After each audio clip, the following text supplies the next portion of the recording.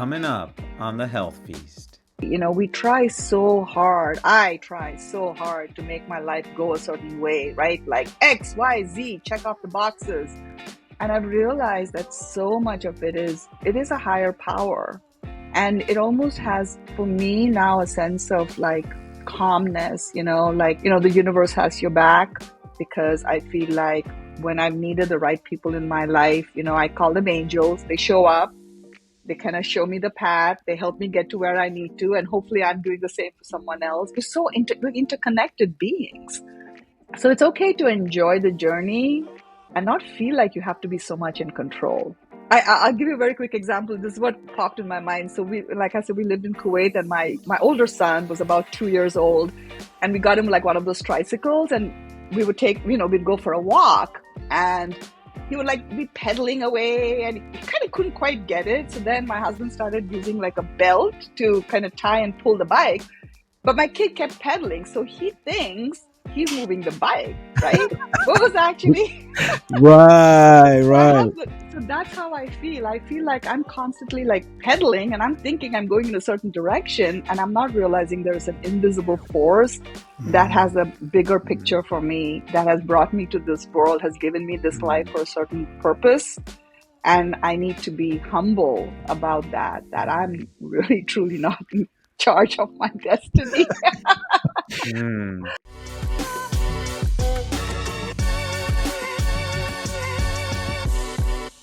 Po. Good morning. Brother, how are you? I'm good. A lot going on for me. I had some recent family relatives pass away within the last week. So just trying to process all that. But you realize how grateful you are when you have the time with the folks that passed away. That's kind of where I'm at with it. Is that I feel like, man, I'm glad I had opportunity to be with my relatives before they passed. They were older, and they had some health issues as well. And so today, I'm supposed to go to one of my relatives' funerals later on this evening. So just trying to, process that today. Other than that, I'm in good spirit. I get to see a lot of my relatives. It's so unfortunate when you only see your relatives at functions like these, You ever notice that? Yeah, it's too bad, but at the same time, it's a way of coming together and sort of mourning and grieving together, and then once again spend time with your loved ones. So that's kind of the precedent of what I'm going through today. But I'm excited. I'm excited today still with our guest that we have on later today. So, Po, I'm sorry to hear that. I heard about one of your relatives last week. We talked, and then it sounds like there was maybe another loss. Yeah, like a few days later, another one of my uncles who lived in the islands, he passed away, and it's one of my he's like, we grew up together. He's like a brother to me. We were kids. We've been like little kids growing up, and his dad passed away, and so. Yeah, it's weird, and what's going on right now, like, and I also know a fellow like coworker of mine passed away too. So there's like 3 people that's off the top of my mind in the last week have passed away. So I just that's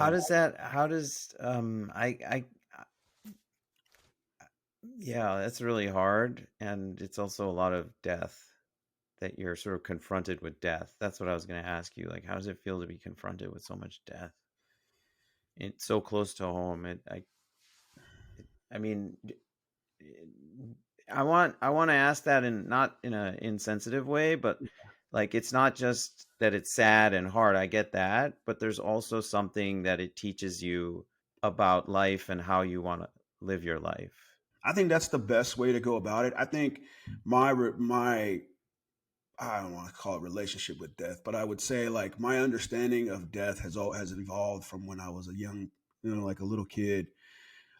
Experiencing one of my grandfather passing away. That was like the first time I ever dealt with death was then. And then to where I am now. And that was like, maybe I was like 12 years old when I really understood what death was. But it's changed over the years. The one thing that I have accepted is that death is part of life. Without life, there is no death. Without death, there's no life. So, I mean, I don't know if I said that right, but I think it's in life there is death. So it's one of those things that it's really hard, especially when my kids were growing up. A few years back, we lost another relative of mine, and she was close to them. And to try to explain that to your kids, it's you kind of learn as you're trying to explain it to your kids. Mm, So, but to answer your question, it's just it's there's a grieving process. Like it's still very foreign. I think the mm, thing that the other thing is like when you don't see someone often, I think it's sort of like I'm not going to say it lightens the blow. You know, like when you don't see a relative, but you I have memories growing up with my with my two they were older, they were my uncle and aunt, and so I have a lot of memories growing up with them. And those are the things like for me, I have a tough time going to funerals because I like to remember them that when they were alive. I don't want to mm, remember them like in their resting place in the casket. So for me, it's tougher for that. Like I tend to like not want to go up and see the viewing, I should say. Um, but yeah, it's a process that as I get older, I feel like I have a better understanding of it. I mean, in that, and what I mean by that is that it happens. Like it's something that's it's 100% going to happen. Like no, there's no like you can't defeat it. You can't.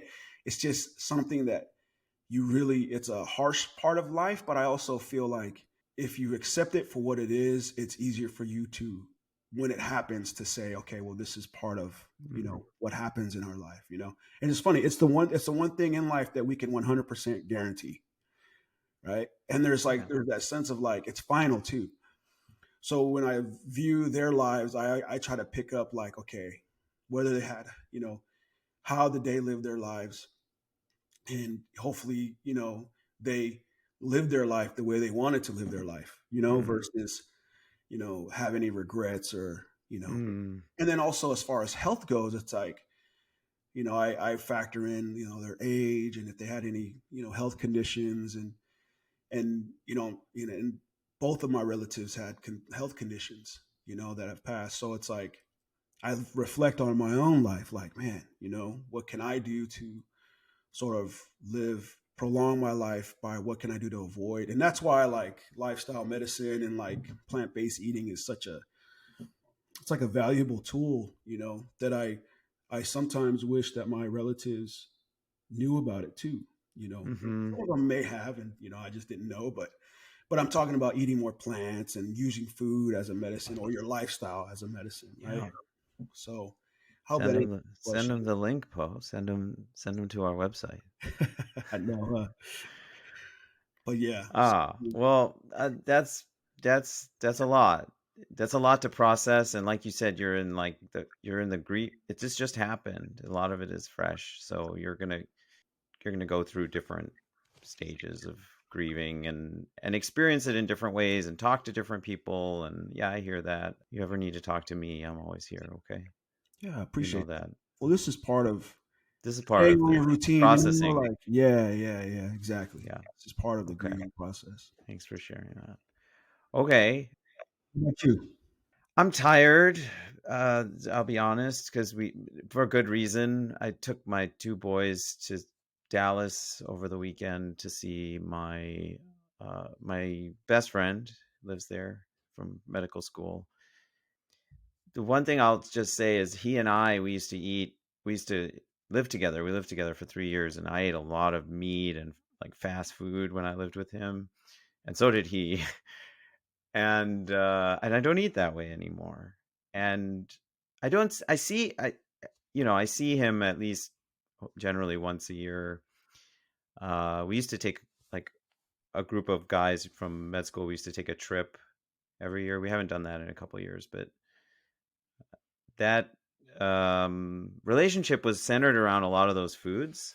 Mm. And so this time it was like incredible. When I came, they had made tofu tacos the first night. And then the next morning there was like this forks over knives recipe tropical oatmeal, like with like coconut and mango in oats. They made it with oat milk. I I can't express how that made me feel. Like, and it reminded me of something Melinda said. People make room for you. People will make room for you. You, yeah, that's what it felt like. It felt like this sort of spaciousness of like they felt very good in giving that, you know.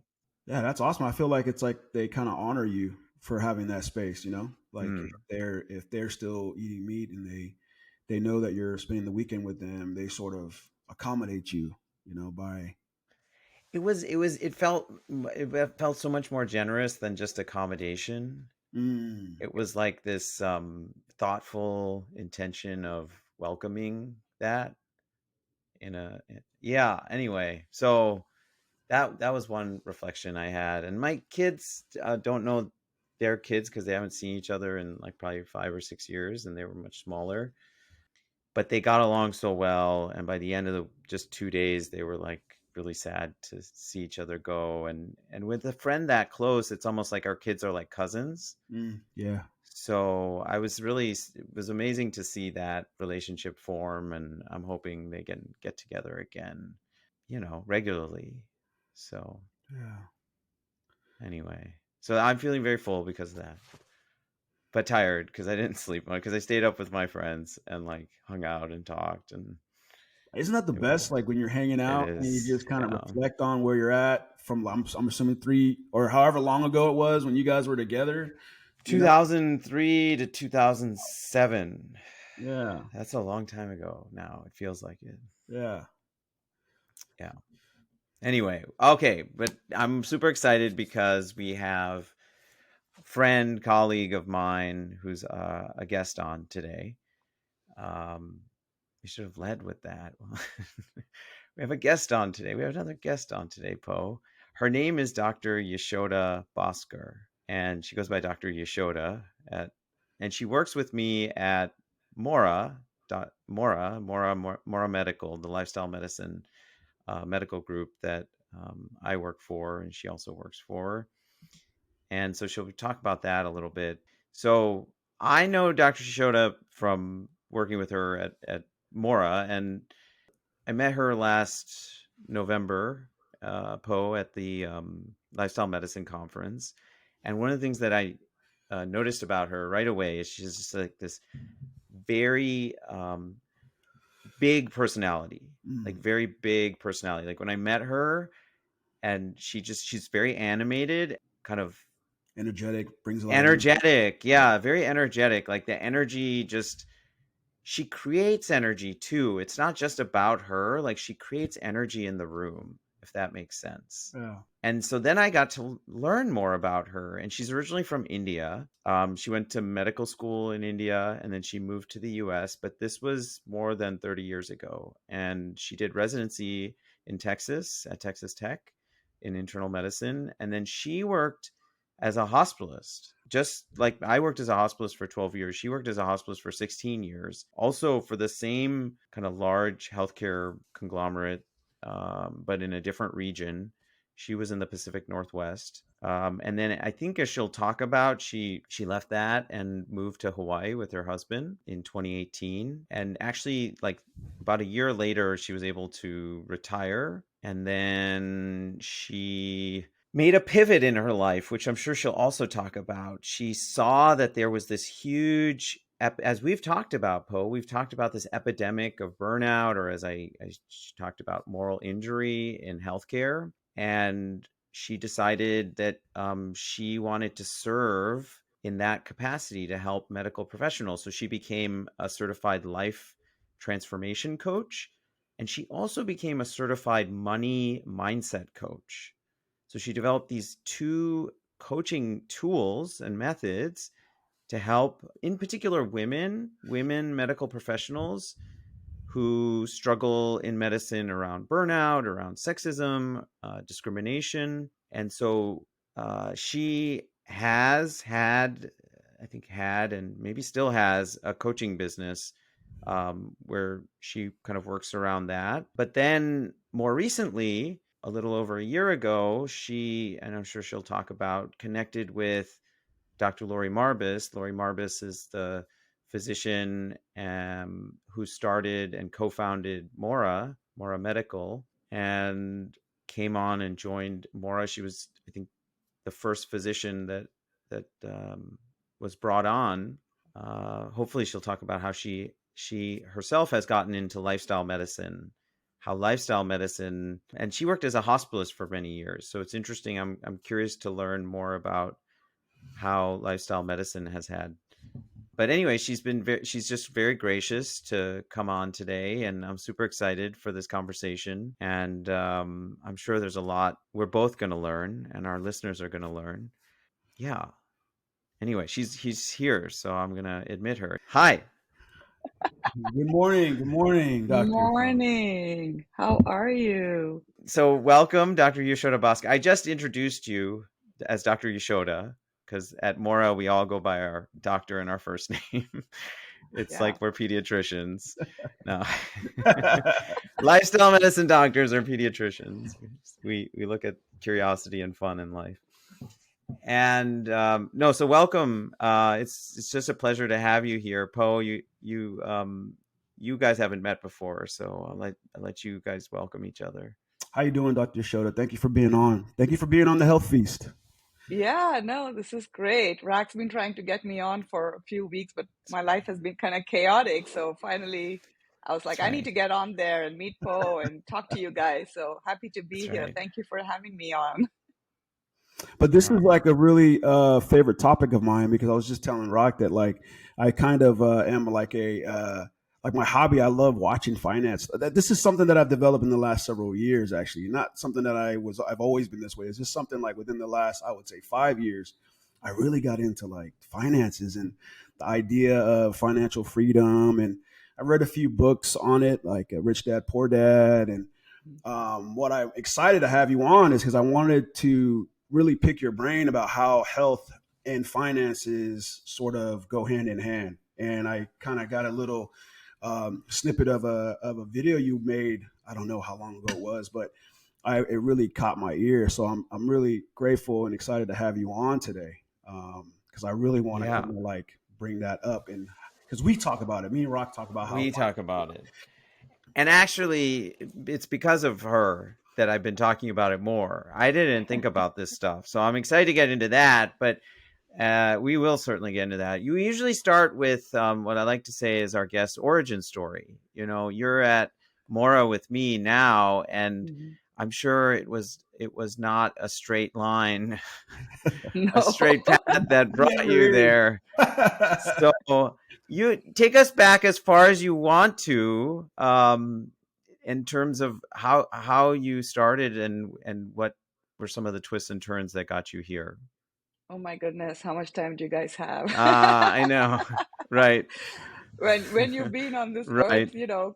as long as I have, close to 58 years, there's a lot to the story, but I'll try to keep it brief. So yeah, I grew up in India, pretty traditional, middle class family. Dad was the income earner, mom was the stay at home, pretty typical.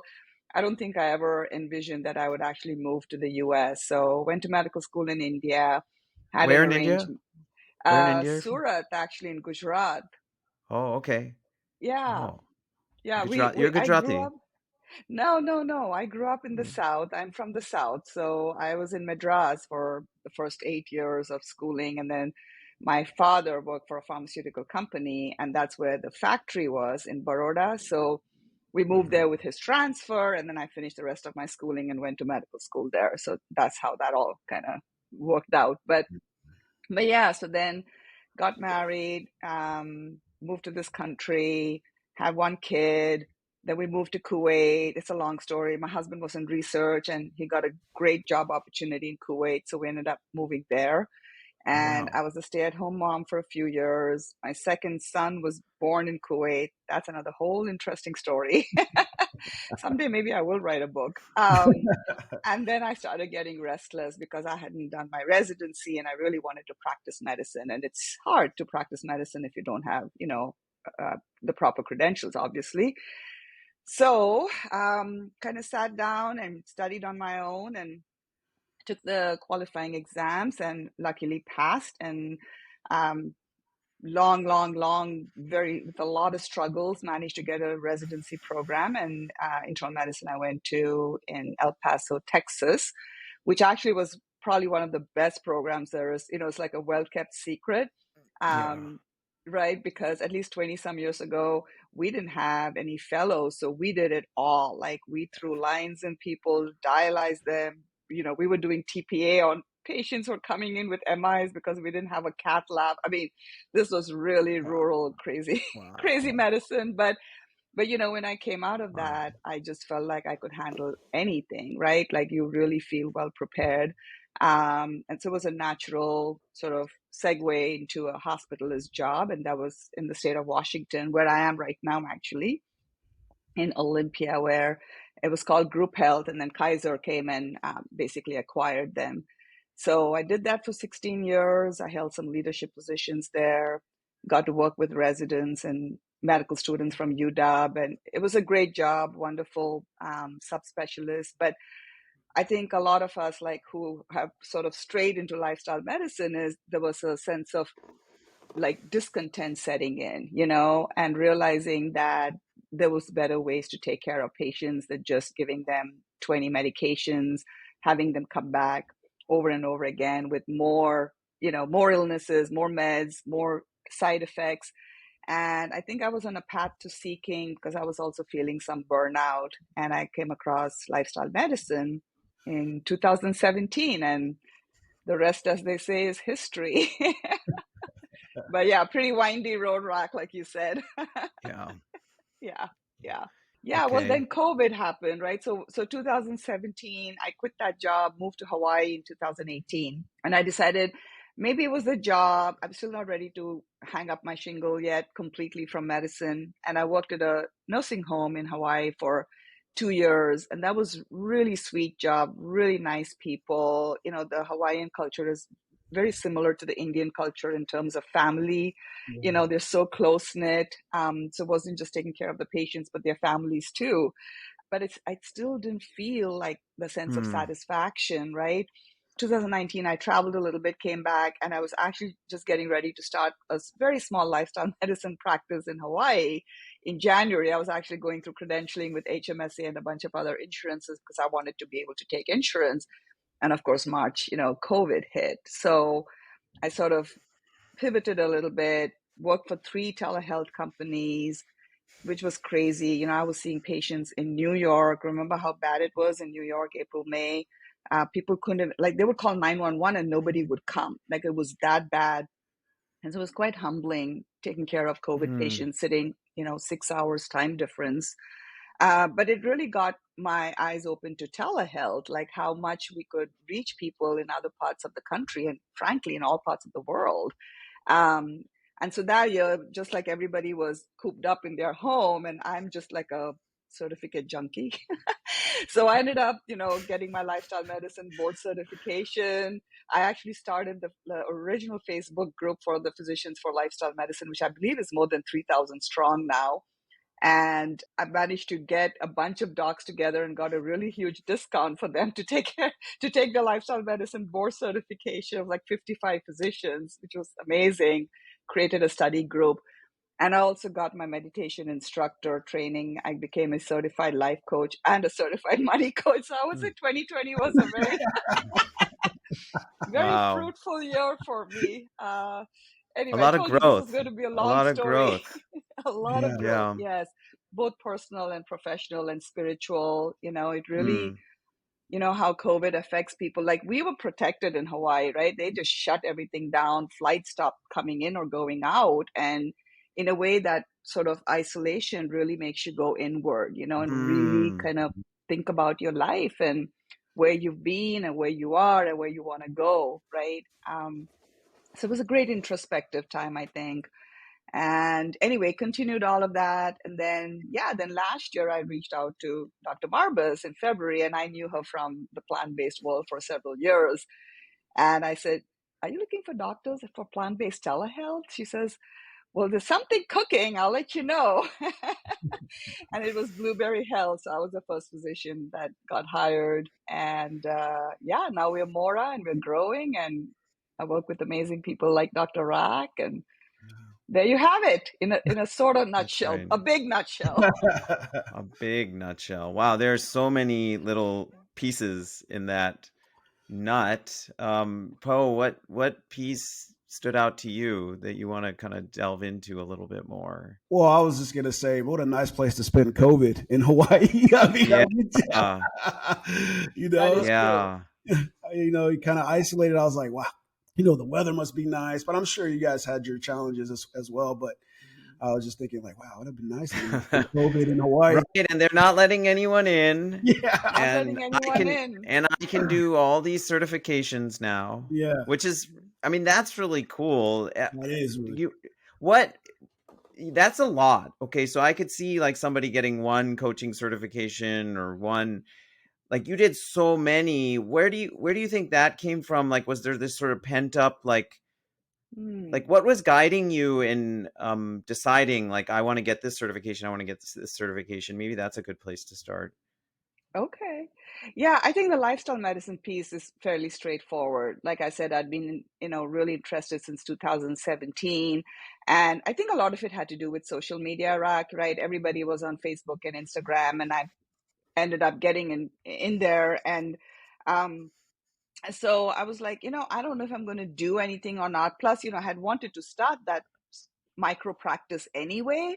So my idea was Mm, still like after COVID, I could still do that. And so I think having the board certification made sense to me at that point. And plus, I wanted to learn more, the more intricacies of lifestyle medicine, since, as you know, we don't get much training in nutrition, medical school, or residency. The life coaching piece was interesting because like I said, I was just going through some inner turmoil. Like, what am I doing with my life? Which I'm sure many people go through. And I have a sister who lives in New Zealand, and we were talking, and she had done a life coach training like 5 years prior. And she said, whether you coach or not, she says, I found it really helpful to deal with my own mindset, right? To deal with my own mental stressors and whatnot. Because at the end of the day, my coaching is really about thought work, right? Like looking at our thoughts, being able to look at them deeply, and mm, allowing ourselves to either choose to believe it or choose to change our thoughts, and everything flows from that. So it was relatively inexpensive course. It came highly recommended by my sister. I don't think I ever thought I was going to actually be a coach. I was doing it like for my own self. And lifestyle medicine, there's a lot of like motivational interviewing, trans-theoretical model, etc. But as I started getting into it, I was like, oh my God, where has this been all my life? Like I got this huge mm, passion for it. And then you have to get like practice clients. So I started reaching out to friends and family and offering them like $5 coaching, because for ICF you have to have certain number of paid hours, even if it's like $1, right? So it wasn't really about the money. And then I started getting some good high paying clients, which was interesting because I was like, wow, I had no idea.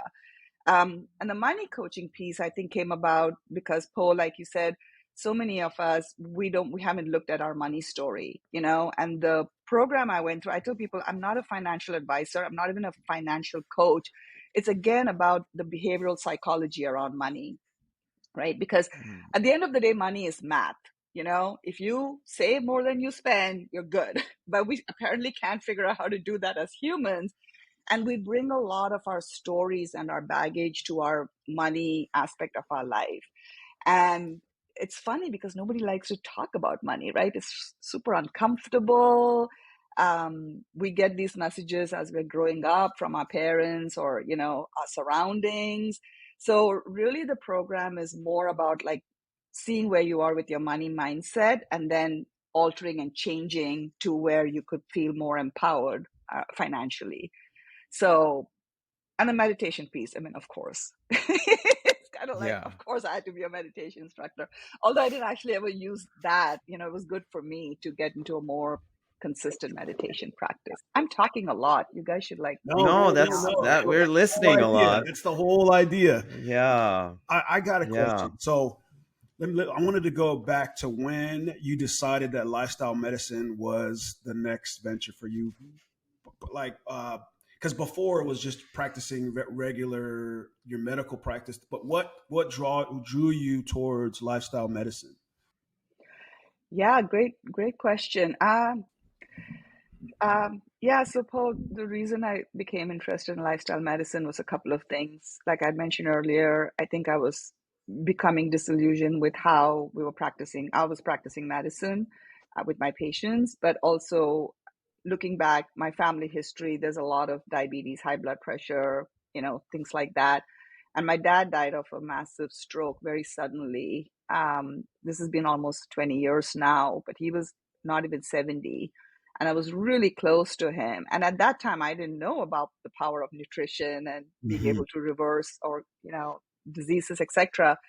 But putting two and two together in 2017, once I learned about it, I realized that maybe if my father had taken better care of his health and eaten more healthy, he could have still been around to enjoy his grandchildren. Right? He loves my sons. They're his only two grandsons. So that was a big. That's why I was so passionate about it. And I had some minor health issues, like everybody. I needed to lose like an extra 10, 12 pounds. And I just went whole food plant based, like literally overnight, which was really easy for me to do because I was mostly plant based. And I just dropped the 10 pounds and I was shocked. I was like, wow, this Yeah. really works. And so it hasn't been hard for me to sustain it. And you go to these conferences and they're so different from any other medical conference. You meet people who are really passionate, who are really healthy. I would come back home and tell my husband, I'd be like, I feel like I was at a conference for like models. Everybody looks so beautiful. I never went to another like regular medical conference after that. I think I've been to 6 or 7, either American College of Lifestyle Medicine or Plant Nutrition Project type of conferences. So anyway, that's where my passion for lifestyle medicine and knowing that this is how hopefully all physicians can practice. We think about 70 to 80% of our chronic illnesses are because of lifestyle. And we spent $4 trillion last time that a couple of years ago that we checked in this country. And yet our outcomes are horrible. We're nowhere in the top 10 or even top 20 in terms of outcomes. ERs are flooded with people, right? Like you can't get a bed in the hospital anymore. And there's a lot of talk about like, why do we keep mopping up the floor when we should be turning off the tap, right? So start from Mhm. there Mm. because it affects and burnout, the whole coaching thing. I'll tell you, mostly I coach physicians and other clinicians around burnout. Nobody wants to really practice like that, right? Seeing 30 patients a day, you get 7 minutes with them if you're lucky. You're just pulling out your prescription pad or entering Epic and entering a 20th medication. The cost to our patients, right? Premiums keep going up, cost of medications keep going up. Like something's got to give. The old way of doing things has got to go. And I Right. think lifestyle medicine is the answer to all those problems. So, Dr. Shoda, what do you think it is? What do you think, in your opinion, what do you think is holding the medical culture back from shifting over to the sort of lifestyle medicine? Like, what do you think is the challenge, and why do you think it's that way? I mean, an idea, but once again, I'm not a doctor. You guys see it firsthand, so but I'd like to see what you think is the reason why it's that way. Yeah, no, great. I think several things, right, Po? Just like everything else, it's a complex question with multitude of answers. But I kind of think it's a little bit like the chicken and the egg in the sense, I'm seeing this where patients are looking for plant-based physicians, and there's not a whole lot of us still out there. But if you talk to physicians, they go, patients are never going to do what we tell them to do. Yeah, we understand they should eat healthy, like I get it, but they're not going to do it. And quote unquote, it's not sustainable. So why bother? Right. So it's kind of this miscommunication. I have to say there's also a little bit of cognitive dissonance on parts of physicians. For Absolutely. example, right, when you think about tobacco, and doctors used to smoke in the hospitals and in the clinic, and if you told them tobacco was bad for you, they would probably resist you because that would mean they have to stop smoking in order to be That's able to right. tell their patients to That's stop right. smoking. That's So right. I've actually had some of my colleagues say that to me. Like there was a cardiologist where I worked, and I said, "Listen, are you telling me we shouldn't be asking our patients to eat more greens and fruits and vegetables?" He goes, "Oh no, no, I'm not saying that." He says, "But I can't give up meat, so I would feel like a hypocrite to tell my patients to eat whole food plant-based when I cannot.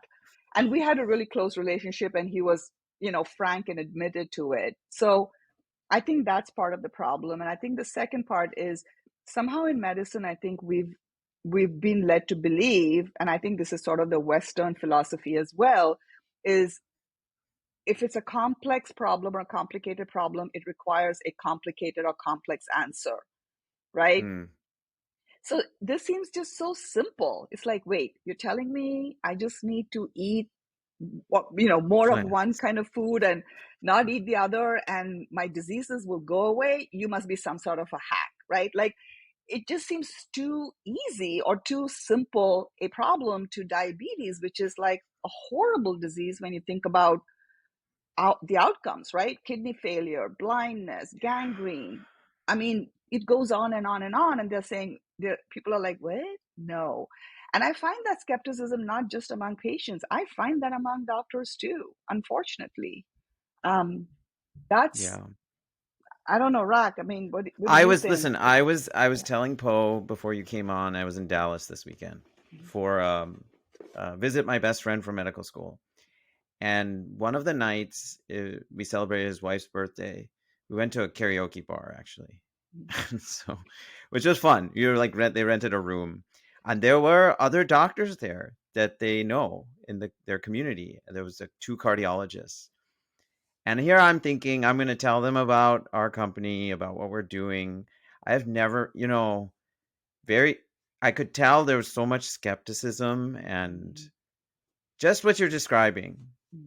And this, very nice people. I'm not, you know, interventional cardiologist who's looking at me like, why would you, what, why are you doing this? Like, Yeah. and I was like, wouldn't you admit that it's just getting super crazy busy? And he's like, it's almost like, I don't know. He didn't say this, but I was like, oh, but business is good. Yeah.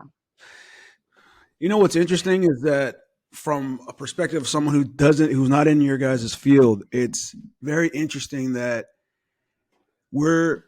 plants have been around longer than we have, right? as a human race, right?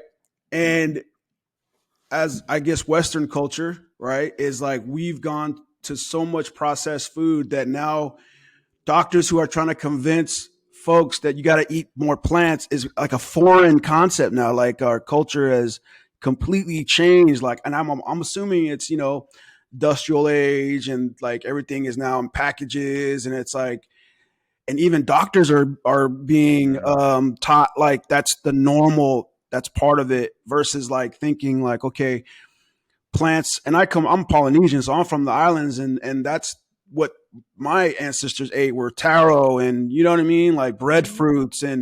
and fish. I mean, but it's crazy to me that to think that doctors, like you're trying to coach certain doctors like, hey, let's go back to eating more plants. Even if you ate meat, just a little portion, why don't we eat more plants? And that's like what are you talking about? And then like you're Yeah. saying like business is good. It's like all these things are like happening, and it's I think it's part of the way our culture has just been. It's the culture. It's just It's what. it's the culture of medicine is what Dr. Yashoda is getting at, I think, right? Is that it's not, this is very contrary to the culture that you were trained in, I was trained in, that you practiced in for so many years, that I practiced in for so many years. Yeah. And a culture that really emphasizes illness, emphasizes diagnosing illness and then treating and managing illness and all that's involved around it, because that's how you get paid, and that's how we were trained to think. Yeah. We do have perverse incentives, right? When you think about it, like most physicians you would talk to would say, I want to do what's right by the patient, right? I want to do what's beneficial to them. Absolutely.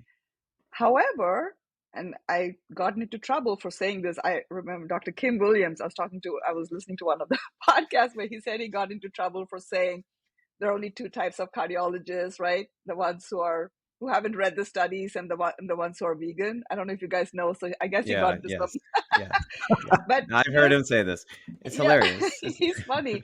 But here's the thing. Like, think about it. If you're healthy or if you're dead, there's no money to be made. Our medical industry, and I'm going to call it an industry, is based on you being chronically ill. If you don't keep going to see your doctor every month, every 3 months, every 6 months, what are they going to bill for? You can't bill for a visit for a patient you don't see. And if you're dead, guess Yeah. what? It's how But horrible I'm gonna things like ask this, you, right? I'm gonna get in trouble too, but I'm gonna ask you, you used to work, you said, for Kaiser. Yeah. And Kaiser is they do better financially Mm-hmm. when because when they spend less money on Mm-hmm. on chronic care or on any Mm-hmm. care, right? Because Mm-hmm. if patients are healthier, they should do better financially. Mm-hmm. And yet, even that system is centered around managing illness, diagnosing Yeah. illness, and so there is a disconnect even when there's Yeah. financial incentives. The reality of it again is that I think some of the other factors we talked about, where it's expected that if it's a complex situation, a complex illness, it requires drugs, it requires surgery. And this, like I said, the cognitive dissonance piece as humans, that we cannot seem to believe that a simple solution like Mm, changing what you eat Could can be the answer. actually, Yeah, right, could be the lead to answer. different outcomes. It just seems so like, how is that even possible, right? But that just goes back into what I was saying about the mindset is completely.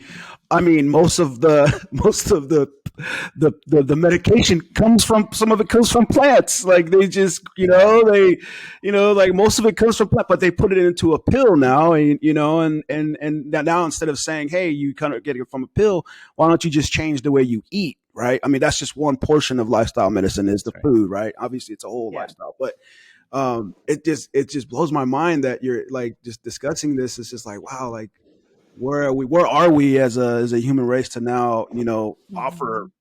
that. Go ahead, Rock, as you. Well, I think no, I want Yashoda to talk about how this then ties into coaching because inherent in physicians not believing in this is they don't believe patients can make these changes. Mhm. And in fact, well-intentioned physicians for many years have told patients you should be eating healthier, including eating more plants and just eating more whole foods. They may not say it, depends on how involved they are in saying it, but they'll give them some brochures, refer them to a dietitian.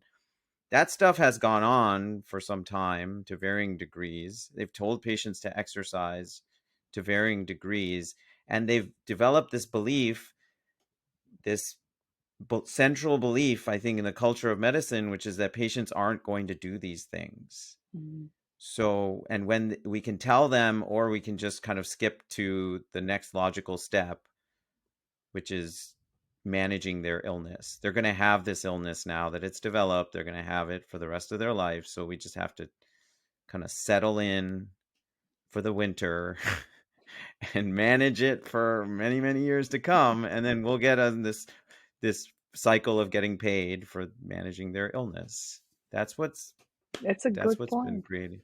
Yeah. And like, That's what's and been again, because of how reimbursements are in medicine, you cannot expect a primary care physician, a community-based doc, to have the time or the energy, because this requires a very different mindset, right? It requires us not being the expert in the room, but rather being like putting the patient in charge of their own health.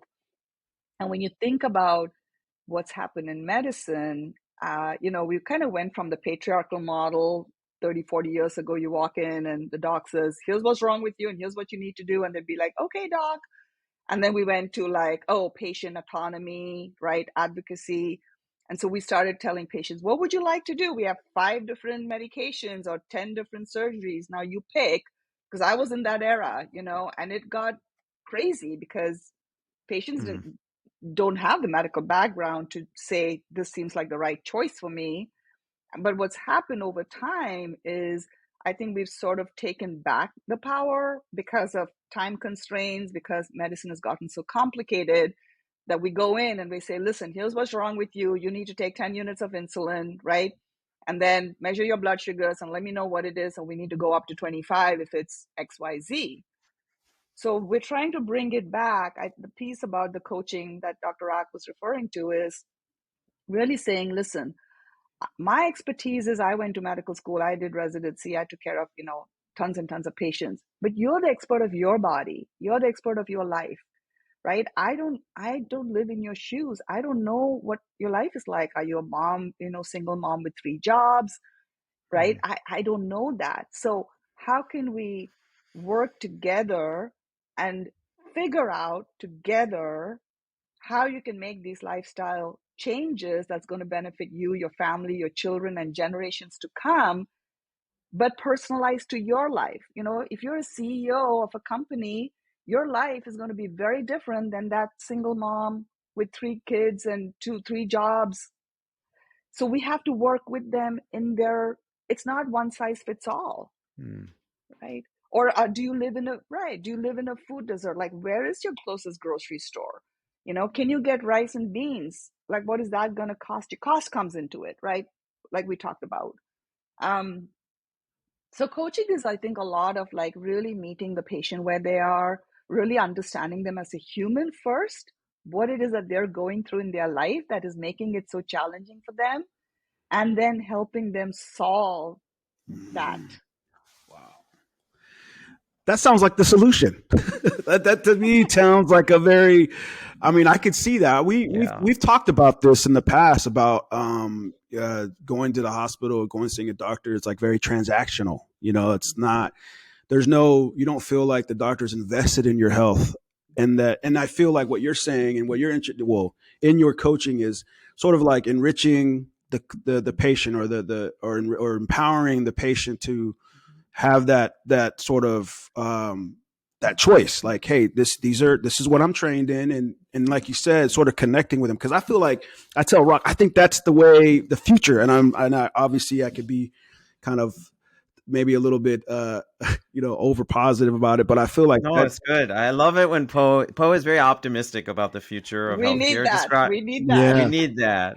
because I feel like Yeah. that's what is missing, is that you go to a doctor, and a doctor, that's such a honor, like to say that you're a doctor. It's almost like a medicine man in certain culture. We call it, my culture is called fofo, like it's like someone who's regarded in a village, right? And when you go there, they're like, they have wisdom, right? So, and that kind of adds to the spiritual side to it as well. Not to say that all doctors have to be that way, but I feel like when you're talking about wellness, like wholesome wellness, that would be something that, and I feel like lifestyle medicine is like introducing that. I really believe that that's why I'm drawn to lifestyle medicine, is like this Mm. idea that, it's not just about the symptoms that you have. It's like, well, where are you at spiritually? Where are you at mentally? Where are you at? Like, how's your, so to me, I feel like the future of it, future of medicine is going to get to that point. Um, so anyways, yeah, I had another question, which is not on this topic, but I just wanted to say that. Yeah. Well, Poe, you wanted to talk about, and I think it'd be really interesting to talk and hear more about this financial health and how your finances and your, well, as you said, I think it's kind of mindset around money and your mindset around the behaviors in which and how that impacts your health. Because that's not something I typically thought of. When I joined Mora, though, part of the curriculum that Yashoda has helped develop, one of the weeks we talk about your financial health and how that affects your health. And I was like, oh, yeah, it's kind of like that makes sense. Like you said it to me, Yashoda. You said you don't need money to be happy, and the stress of your finances can negatively impact your health. And when you said it that way, I was like, that makes so much sense. That I never thought about it that way. And I wanted to add, Yashoda, that within the last couple of months, I've been dealing with some financial stuff, and I remember me and Rock talk about it. I'm like, yeah, this condo of ours is stressing me out, and because we had to renovate it, and it's like I've noticed that it affected my whole, like everything about me was Mhm. like shifted in the last several months, because we've been dealing with it for like almost 3 months now. And it's changed like my stress levels, because I'm constantly thinking about it, making sure that we're moving, and that, okay, we gotta find a tenant now, and all these different things. So, I mean, Can you speak to like how finances affect someone's well-being? I mean, that's why I was excited because, like I said, I kind of dabble in financial videos online, and I love watching all these different people talk about retirement and all this, and how to get your financials under control. So when I heard that you were coming on, and I saw read a little bit of your bio, I was like, oh man, this is exactly where. How do I combine both? Right, these worlds Oh, that I that's right. really enjoyed, learning about. How does it all relevant to each other? Yeah, I love that topic. Like so many different levels, right? And so many different ways we can approach this. So when you think about like the Maslow's hierarchy of needs, Abraham Maslow came up with it many, many years ago. And the very bottom is food, clothing, shelter. Well, guess what? Money is nowhere on that triangle, but it's right, it's hidden behind food, clothing, shelter, right? It literally threatens our very survival. And we have such a strong survival instinct as humans, or we wouldn't all be alive, right? That's what we Mhm. inherited from our ancestors. Money happens to be either one or two cause of stress all over the world. It doesn't matter how much money you make. It's a number one or number two cause of divorces in this Mhm. country, right? So, but we don't talk about it. We have almost never taught how to think about money. Maybe we've been taught, oh, you should budget, you should save for a rainy day, right? Keeping up with the Joneses. In medicine, we see that a lot, as I'm sure in other professions, that takes years and years of training. I coach so many physicians who are like, I'm burnt out and I have these student loans and I have a mortgage and I have three Mercedes cars, right? Because they're trying to keep up Yeah. with the other doctors. And I want to quit my job and I cannot because I literally have the golden handcuffs that ties me to this Mm. job I hate. Um, my personal belief, Paul, is a large component of physician suicide is probably related to finances. It's not called out like that. A whole Mm. class of medical students every year commit suicide in this country, 400 physicians. Wow. 400 physicians. We have one of the highest suicide rates of any profession. And I can imagine how people are feeling like completely trapped, right? They're maybe the primary breadwinner, they have bills to pay, and they hate their job. Now, what do you do? The way out is take your life. I mean, I'm serious about this. It is heartbreaking. When you think also about the link between, and this is interesting, if you go to PubMed and put in health and wealth, you're not going to get a whole lot, there's not a whole lot of research around that. But so if you see in the financial world, there's actually some research around the link between health and wealth. And I actually share those resources. We share them at Mora with our patients. And even when you just think about it in general, right? People who are of higher income have better health. They have better health outcomes. They live longer. It seems like obvious, but you have to think about like the ones who are socioeconomically disadvantaged actually have poor health, lower life expectancy, right? So there's this whole diversity, equity, inclusion movement that's going on. How do we address that? And then in terms of the lifestyle medicine piece, there's these sort of falsehoods that eating plant-based is expensive, right? So people are like, well, of course people who are poor are going to go through McDonald's and grab a dollar burger. Well, we have found, and in fact, we had a patient recently in one of our circles who said her grocery budget dropped like crazy when she went plant based, right? Because at the end of the day, you're doing rice and beans, which are super cheap, right? Or any whole grains, really. You buy them in the bulk section, and then you supplement with like the fruits and vegetables that are available in the grocery store, and you're not needing to eat like a ton of food. You have cost savings if you don't have to pay for insulin and all the new fancy drugs that cost sometimes thousands of dollars. So why not take that money and invest it in your health and your food, right? So you're shifting your money. You don't necessarily need to go and find extra money to eat more healthy, right? I'm not saying that's doable for everybody. I mean, certainly, probably in the midst of a desert Nevada, I'm sure it's hard to find greens. And I don't want to come across sounding like, oh, everybody can do this. But there's so many links between that. And when it comes to mindset, again, about money, the thing that is very interesting is couples. And I can tell Mm. you, most of the people I've coached, they have a very different, I shouldn't say very different, but quite a different view of how to save and spend and etc. money than their partner. And that causes friction in the relationship, right? And so Mm. again, that can cause stress in and of itself. Like you said, people are spending sleepless nights because they don't know if they're going to be able to afford the next meal coming in, or if they're going to have a roof over their head, or they're going to lose it to foreclosure, or they lose their job. I mean, it does affect health on so many levels. And that's another piece in medicine or in residence. I never, ever, ever remember asking a patient, how are you doing financially? Or even asking them, can you even afford your medication? Right? If there was any hint of Mm. financial instability, we cop out. We're like picking up the phone and calling the social worker, like, hey, you need to talk to this person to figure out how they can afford their medications. Wow. Right? Right. Yeah. Yeah.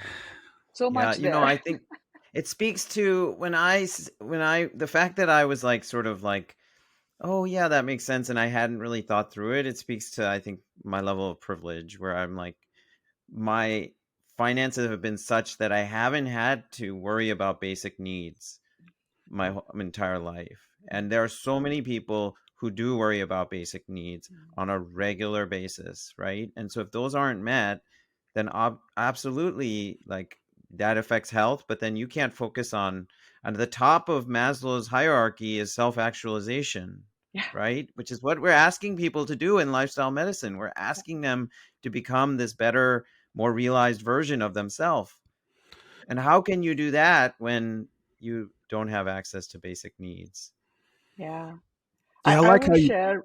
Yeah, go I ahead. will No, go ahead. share Rak and Po. I think a lot of my sort of thing around the money piece, the financial piece, I have to say, really comes from my husband. He grew up dirt poor in India. I mean, dirt poor. There were five Mm, siblings.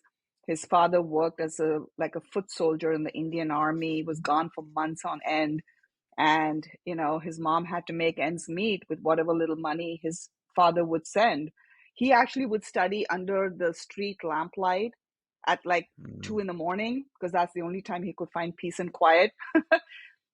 And the man mm, went all the way up to get his PhD, because he realized that if he didn't make the effort and work really hard to get a good start in life and get a good education, like his whole family was not going to be able to rise to the level they are. mm, And the reason I bring him up as an example is because this is again the mindset, right? He could have been like, whoa, poor me, I come from a poor family, I'm just gonna deal with, and whatever. And instead, you can take a certain set of circumstances, right? The cards that you have been dealt with, and this is where the mindset work comes in, right? Certainly some people are more privileged, but others are not. But how can you take that very same circumstance and take it up as a challenge and say, I'm going to work hard, I'm going to do everything I can to better my life and my family's life? Or you could stay where you are and be like, I'm a super unlucky person, I'm unfortunate, that's right. right? I mean, so to me he's one of the most like, he really inspires me for being able to take that life circumstance, being dealt maybe not very good cards, and make it where he is now, where because of him I have a better life, because of him my children Mm, have a better life, right? He's been in this country 40 years now. So I use that as an example, I think, also for people to think about. It is possible to for many of us, to pull ourselves out of even the most dire of circumstances. But being careful about money, I gratitude. think, would be a big part of it. Yeah. It sounds like he probably had a lot of gratitude, regardless of what he had. Yeah. He made the most of that situation. He looked at his opportunities, not where he was, and that's what he then that's the energy you put out. That's what That's you right. manifest. That's right. Yeah. What That's a pretty, powerful yeah. Very story. Yeah. inspiring story. Seriously. Wow. So you talk about financial freedom. Can you talk a little bit about that? Like, I know that's one thing that's part of your coaching is getting those to that resonates with me. When I hear that, I'm like, man, that's due to all the research that I've done. I always attach myself to like, man, what is that like? And retiring early. I know you mentioned that in the podcast once, and how you didn't know that you guys were able to. I think that's part of what you were saying, and I thought, wow, that's amazing. Because like my background with it is like my family came here. My mom, my grandfather came here years ago. We didn't have he was a merchant marine, and my mom was like one of 22 kids. My grandfather married twice, and so being that we were coming from the islands to America, it was like a completely different. And my biggest thing is that we're not really taught when you're first generation American. There's no like book on like, okay, this is how grow your wealth. And so me learning about wealth and learning about how you make money work for you, financial freedom is such a big deal. So I guess financial freedom, I was going to ask, like, could you talk a little bit about that and what that means? Yeah, no, I love that question. Yeah, it's again, I think it's the philosophy, between India, at least where I grew up, and coming here, and people like have credit cards and take out loans for everything, and we were always taught you save for anything you want. If you don't have enough cash saved up, then you do without, you know. And again, going back to my husband's story, like he walked everywhere. They couldn't even afford a bike. Like I'm talking just a regular bicycle. And he just walked miles and miles to school and wherever he needed to go. And even after coming here, he was so careful with his money from day one, right? Like always saving, because his intention was to go back to India, like save X amount of dollars and go back to India, except that didn't happen. And I personally believe financial freedom is available to everybody, is accessible to everybody. It's math. Hmm.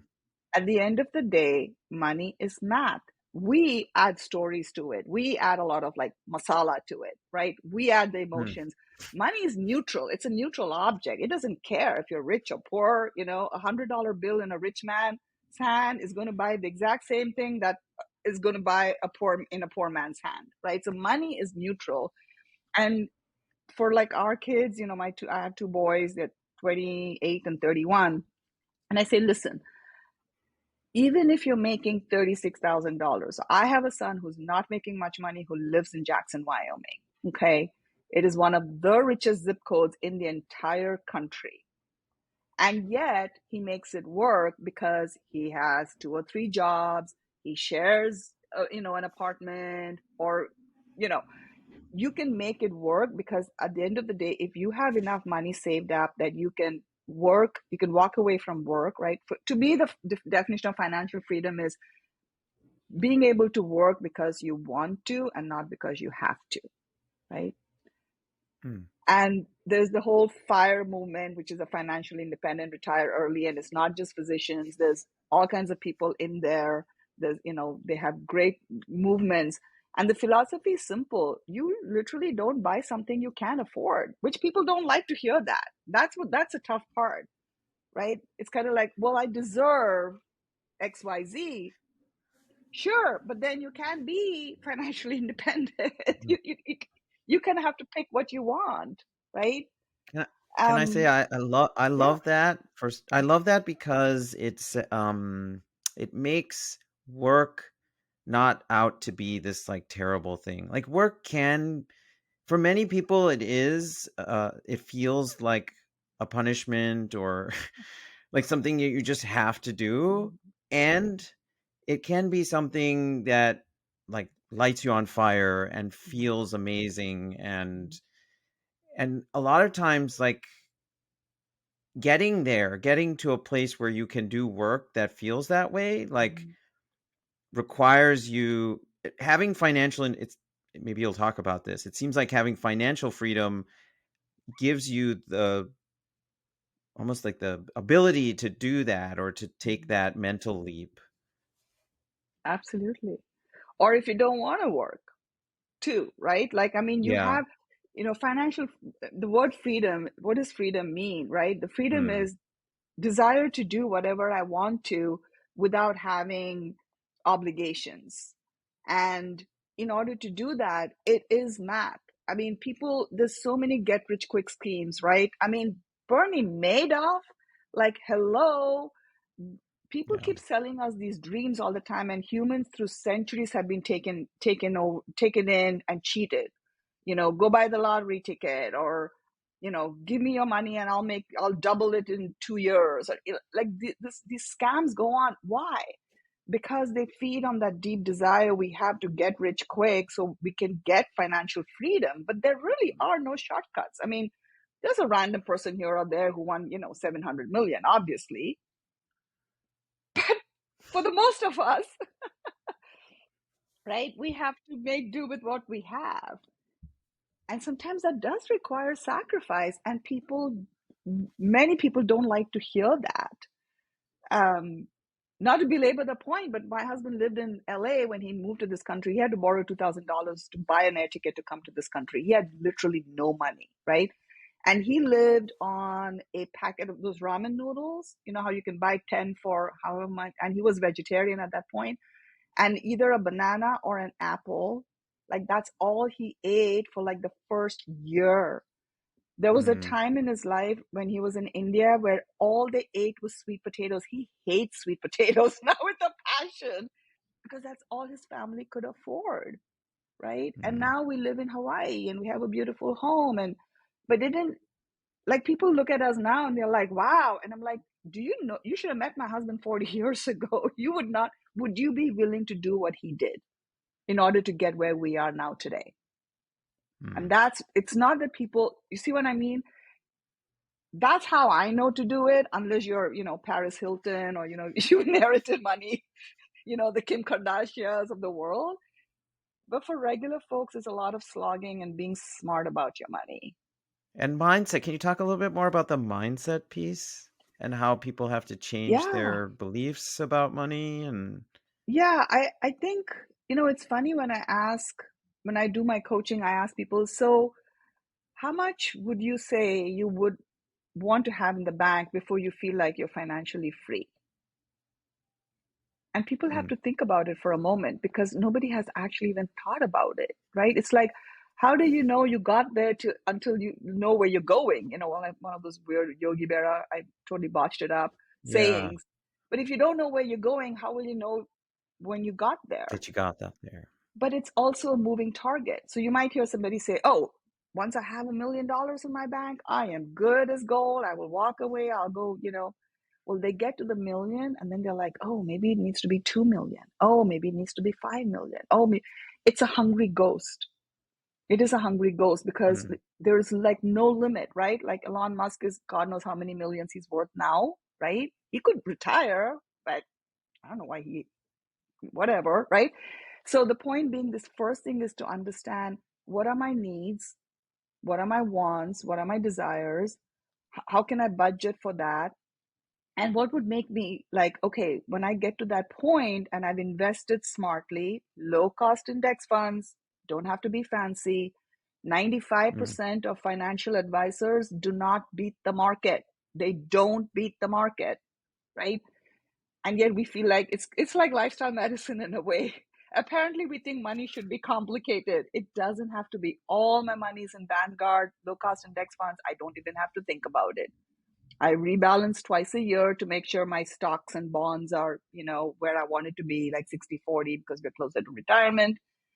Put it in there and forget about it. Don't, like, people Mm. get so crazy when the stock market's going up. Yay, it's going down. Should I sell? Should I buy? No, just let it sit there. Let it do its thing. So that's what I guess mindset, Rak. Financial freedom is boring, is what I It hear. I is hear financial freedom boring. is really, it's super boring. It's just like eating fruits and vegetables. I guess some people find it boring. Exactly. I don't find It's it like boring, but lifestyle. You got to move your body and eat fruits and vegetables and do some meditation. that's right. That's right. Yeah. So no. So I was going to ask a little bit about your meditation practice as well. You say that that's part of your everyday routine, or at least you also are a coach for your meditation practice. No, I do it only for myself. And honestly, I Okay. fall off the wagon with my meditation way more than I fall off the wagon with my food or exercise. I'm definitely human with human foibles, just like everybody else in the world. And right now, my meditation practice is almost zero. And I feel bad about it because when I was pretty consistent, I could tell my days just went better. I was Mm, calmer, I was able to deal with stress better. And certainly when I don't meditate, I can feel the ups and downs of life. It's kind of like the surf, you're like, whoa. Um, but it is something so calming to be able to just sit quietly in a corner and just observe your thoughts, right? It's not emptying the mind. There's so much misinformation again about meditation too. And it really is, find a focus. Most times it's your breath. Your mind will wander. That's what it's supposed to do. You can't ask your mind to stop having thoughts, just like you can't ask your heart to stop beating, right? And it's mm, okay, and you bring it back, and then you'll wander off, and then you bring it back. And there's just something so centering about giving yourself that time, and you know just to be with you and yourself and watch your thoughts, just kind of floating by, that it comes off the meditation cushion if you do it consistently. But I will tell you, I need to get back to it for sure. mm. Beautiful. Poe asked this question to one of our previous guests, maybe both. I really liked it. You know what I'm going to ask, Poe? Yeah. Yeah. So you're coming to the health feast. You've been invited to a health feast. What does Dr. Yashoda bring? What's her what does she bring into the health feast? You mean in like food or just in N- general? Oh my No, it's God. it's it's like, yeah, Mm. what's your tip, your mindset, your Your approach your life that you want to philosophy, like a life your life philosophy, philosophy something that that you want to share. Yeah. yeah. Yeah. You know, I think Laurie brought this up, and I had read The Surrender Experiment by Michael Singer, I think many, many years ago.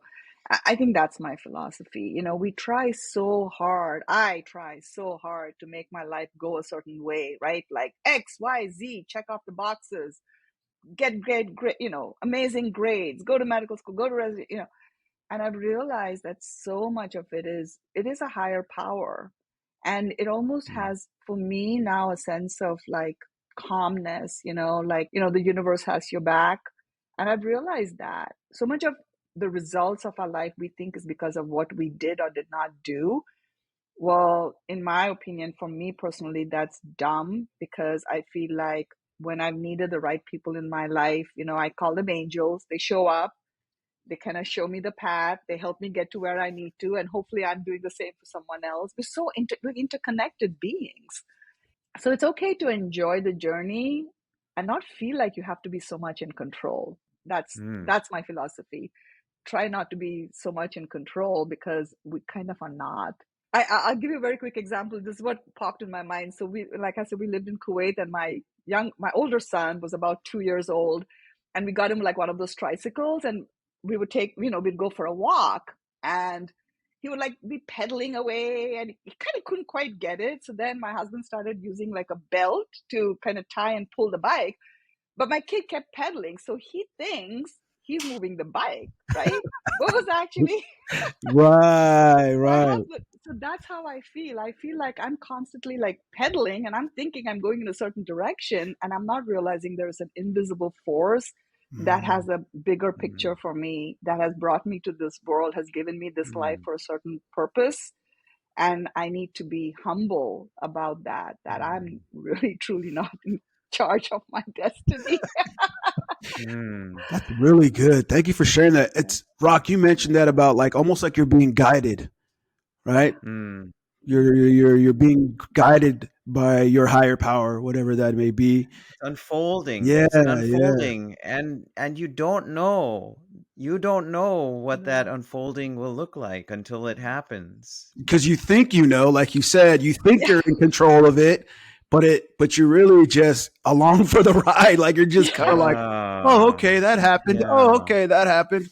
Yeah. Wow, That's yeah, where Yashoda, that's what I've said. A lot of our tension in our mind, in our body, in Mhm. our life comes from when the unfolding doesn't meet our expectations. yes, Yes. yes, very true. Yes. Yeah. Wow. Oh.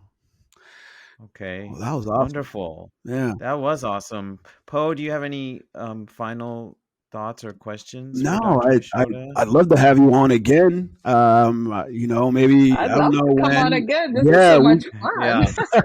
we Well, yeah, definitely. And how can our yeah. listeners, well, so they can find both of us at Mora.com, Mora.com, Mhm. where I've talked about it before on the show, and we'll have it in the show notes, where you can access lifestyle medical care. And how else can they find you? And what else would you like to say to our listeners before we go? Well, I had a website. I took it down. I was on Facebook. I'm not on it anymore. I was on Instagram. I'm not on it anymore. I guess the only social media I kind of dabble in a little bit is LinkedIn, and I needed that for my own mental health. That's right. But yeah, Actually, Mora.com. can you met what where were that was an intentional Mhm, um exit mhm. from those platforms? I want to I Absolutely. actually, if you have a minute, I want to hear about that, because I struggle with this myself a lot. Yeah. So, Yeah. I felt like my thinking was not my own after a while. I realized that I'm allowing my emotions to be sort of buffeted by what's going on out on social media, you know, and we know it's a highly curated thing, right? People only post like all the good stuff, not necessarily the turmoils in their life. And I realized I was spending way too much time, and it wasn't allowing me to grow into the kind of human being that I wanted. It almost felt mm, like I was being mm, manipulated to be a certain way or to appear a certain way.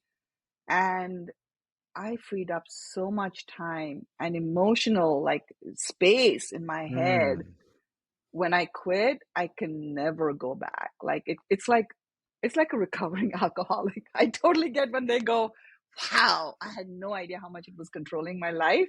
And then they step away and they're like, "I will never do that again." mm. So yeah, that's what it's been like to be off all that.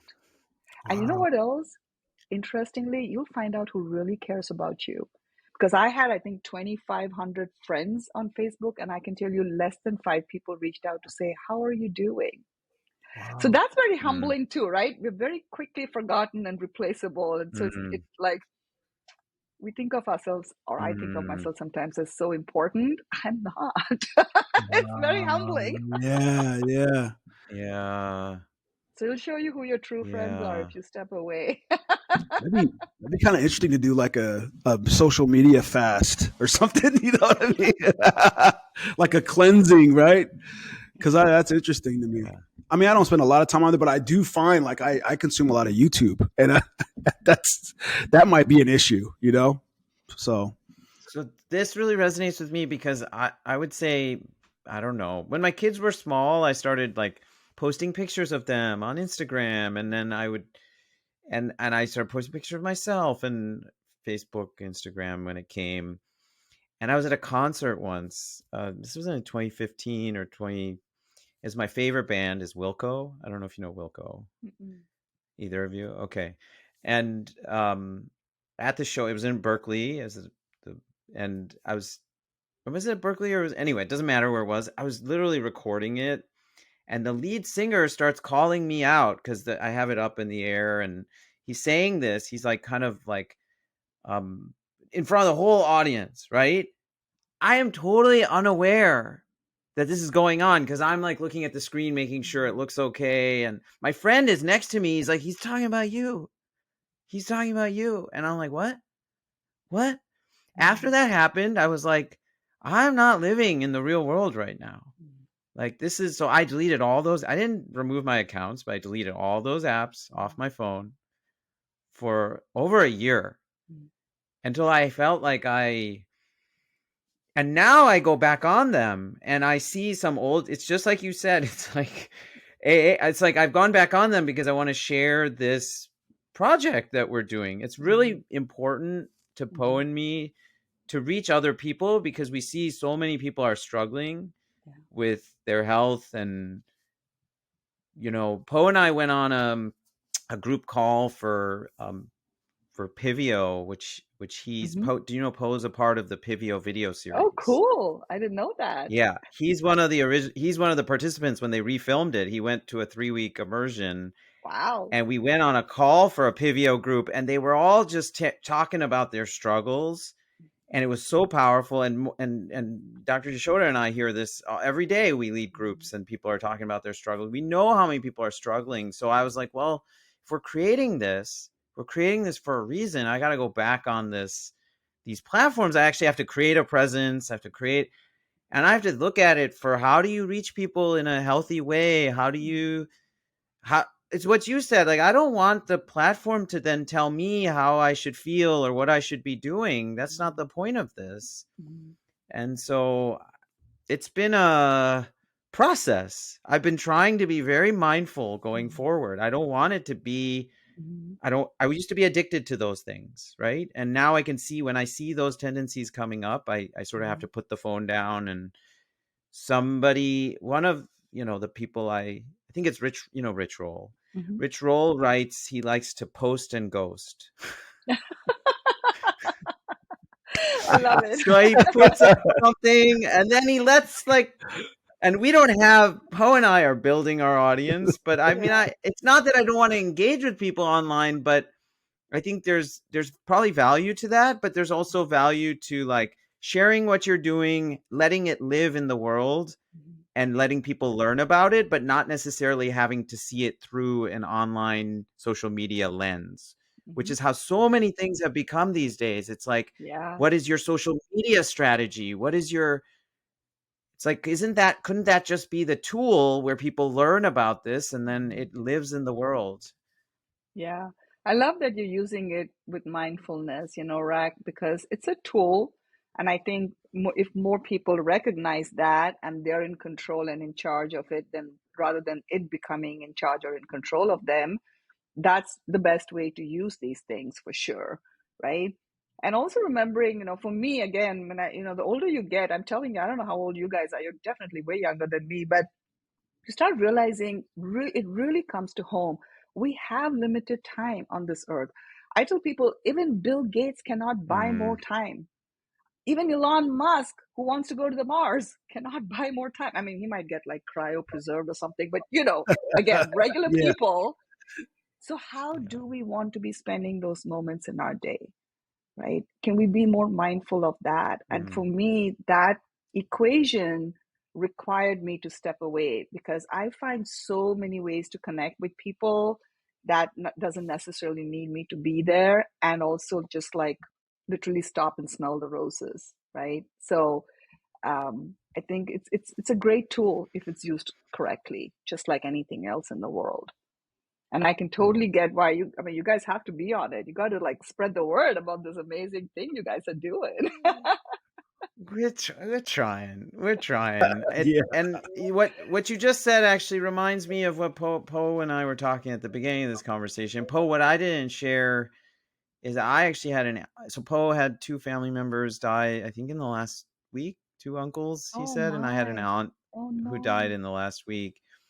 And I'm just your sorry. reminder that, like, there's this permanence in life, and death is a reminder of uh, that there's a finality to all of Mhm. this, and that we Mhm. really have limited, we don't often think about, especially when you're younger, you don't think about the limits No. of your time. Yeah. Well, No. it's Yeah. It was. considered to be really morbid, right? But if you look at the Tibetans, their biggest meditation is around death and dying. And they say that allows them to live their life with more like intent, right? And you're like every moment is so precious because the other thing is, you know, I read this somewhere. We all come with an expiration date, except we don't know what that date is. It's not like, oh, I know I'm going to die in 2 years and I can plan for it. It could literally be like 30 seconds from now or 30 years from now. So there's almost that more preciousness, like that sort of like you got to hold it like a really precious like jewel in your hand because you don't know when you're going to lose it. And I think sometimes unfortunately we spend so much time in spinning our wheels and complaining about things or things not going our way. um Yeah, one of the most powerful books I read was, what is it called? The Five Regrets of the Dying. Have you guys heard of it? It was written by Bronnie Ware. She was a hospice worker in Australia, Mm, and her book is, I mean, she just sat next to the beds of people who were, dying slowly over months and listening to them and talking to them, and wrote this mm, beautiful book. And she says, nobody said, I wish I'd made more money. Nobody said, Mm. right, that I wish Yeah. I'd spent more hours working. That No. was not one of the top regrets of people who were dying. Yeah. Right. There's probably more like spending more time with their family, right? Like that was Yes, the number one I would assume was spending more time with their family. Wow. Yeah, it was an absolutely. uncle and an aunt that passed away recently, and I was Oh, just telling them wow. there was a funeral later on today, so Hmm. plan on going to that. But yeah, what I've noticed just if we're just speaking in regards to death, it's like it always reminds you that you have that your time is limited, and that it makes you reflect on how you are and how you're being in your own life, and Mm-hmm. how you're showing up. So yeah, um, that's right. All right. Well, I think that brought it full circle to the start of our conversation, which is we often do that. Well, we often do yeah, that, which is good. And so that may be a good stopping point for now. I'd love to have you back on. I think there's so I'd love to much come back. that we You could guys are talk so much about. fun. Thank you. It's like Thank talking to you. old And friends. that's right. Man, That's thank you right. for Okay. blessing us with your presence today. Appreciate that a lot. Thank you. Thank you for inviting me, and thank you for having me, and thank you for listening to all my ramblings.